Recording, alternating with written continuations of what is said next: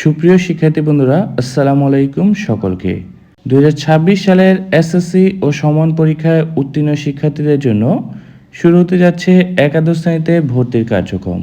আজকের এই ভিডিওতে আমি তোমাদেরকে যে সকল বিষয় সম্পর্কে জানাবো তা হলো কবে থেকে একাদশ শ্রেণীর ভর্তি আবেদন শুরু হবে, কিভাবে কলেজের পছন্দক্রম দিতে হবে, ফলাফল প্রকাশের পর কি করতে হবে, নিশ্চয়ন, মাইগ্রেশন এবং সর্বশেষ কলেজ ভর্তি সম্পর্কিত সকল বিষয়। তাই ভিডিওটি না টেনে প্রথম থেকে শেষ পর্যন্ত দেখার অনুরোধ রইল। প্রথমেই জেনে নেওয়া যাক একাদশ শ্রেণীর ভর্তি কার্যক্রম কবে থেকে শুরু হতে পারে।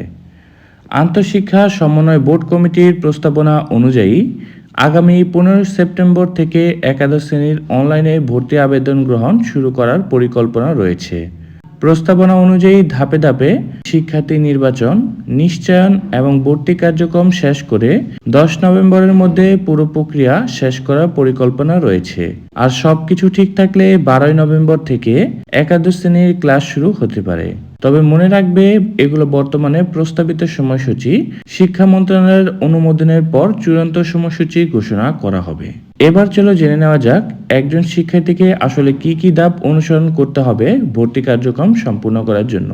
প্রথমেই রয়েছে কলেজ নির্বাচন। আবেদন করার আগে শিক্ষার্থীকে নিজের ফলাফল, গ্রুপ, পছন্দের বিষয়, কলেজের অবস্থান এবং ভর্তি যোগ্যতা বিবেচনা করে কলেজের তালিকা তৈরি করতে হবে। একাধিক কলেজ পছন্দ দেওয়ার সুযোগ থাকায় শুধু একটি কলেজের উপর নির্ভর না করে নিজের যোগ্যতা অনুযায়ী পছন্দক্রম তৈরি করা গুরুত্বপূর্ণ। দ্বিতীয় ধাপ থাকবে অনলাইন আবেদন।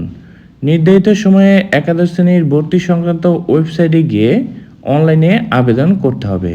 আবেদনের সময় শিক্ষার্থীর এসএসসি বা সমমান পরীক্ষার তথ্য, board, roll number, registration number সহ প্রয়োজনীয় তথ্য দিতে হবে। এরপর পছন্দের কলেজ ও গ্রুপ নির্বাচন করে পছন্দক্রম সাজাতে হবে এবং নির্ধারিত আবেদন ফি পরিশোধ করতে হবে।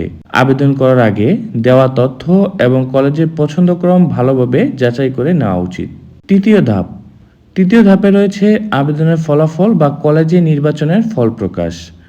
আবেদন শেষ হওয়ার পর মেধা, পছন্দক্রম এবং সংশ্লিষ্ট নিয়ম অনুযায়ী শিক্ষার্থীকে একটি কলেজ নির্বাচন করতে হবে। ফলাফল প্রকাশের পর শিক্ষার্থীকে দেখতে হবে সে কোন কলেজের জন্য নির্বাচিত হয়েছে।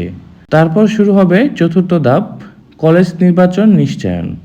কলেজে নির্বাচিত হওয়ার পর নির্ধারিত সময়ের মধ্যে নির্বাচন নিশ্চয়ন করতে হবে। এই ধাপটি অত্যন্ত গুরুত্বপূর্ণ, কারণ নির্ধারিত সময়ের মধ্যে নিশ্চয়ন না করলে নির্বাচনের সুযোগ বাতিল হয়ে যেতে পারে এবং পরবর্তী ধাপে আবার আবেদন করার প্রয়োজন হতে পারে। পঞ্চম ধাপ হচ্ছে মাইগ্রেশন। যেসব শিক্ষার্থী মাইগ্রেশনের সুযোগ পাবে তারা নির্ধারিত নিয়ম অনুযায়ী পছন্দক্রমের উপর ভিত্তি করে পরবর্তীতে আরও পছন্দের কলেজের সুযোগ পেতে পারে। তাই আবেদন করার সময় কলেজের পছন্দক্রম খুব ভেবেচিন্তে দেওয়া উচিত। ষষ্ঠ ধাপে রয়েছে পরবর্তী পর্যায়ে আবেদন। প্রথম পর্যায়ে কোনো কলেজে নির্বাচিত না হলে অথবা নির্ধারিত সময়ে নিশ্চয় না করলে পরবর্তী সময়ে আবেদন করার সুযোগ থাকতে পারে। এই সময় আবার কলেজের পছন্দক্রম দিয়ে আবেদন করতে হবে। এরপর আবার ফলাফল প্রকাশ, নিশ্চয়ন এবং প্রয়োজন হলে মাইগ্রেশন প্রক্রিয়া সম্পূর্ণ করতে হবে। এবং সর্বশেষ ধাপ হচ্ছে চূড়ান্ত কলেজ ভর্তি। নির্বাচন ও নিশ্চয়ন প্রক্রিয়া শেষ হওয়ার পর নির্ধারিত সময়ের মধ্যে শিক্ষার্থীকে সংশ্লিষ্ট কলেজে চূড়ান্ত ভর্তি সম্পূর্ণ করতে হবে। কলেজে ভর্তি হওয়ার সময় সাধারণত প্রয়োজনীয় কাগজপত্র, ছবি এবং নির্ধারিত ভর্তি ফি জমা দিতে হবে। তাই আগে থেকেই কলেজের জন্য প্রয়োজনীয় কাগজপত্র ও ফি সম্পর্কে জেনে নেওয়া খুবই ভালো। তারপর চূড়ান্ত ভর্তি কার্যক্রম শেষ হলে তোমাদের একাদশ শ্রেণীর ক্লাস শুরু হবে।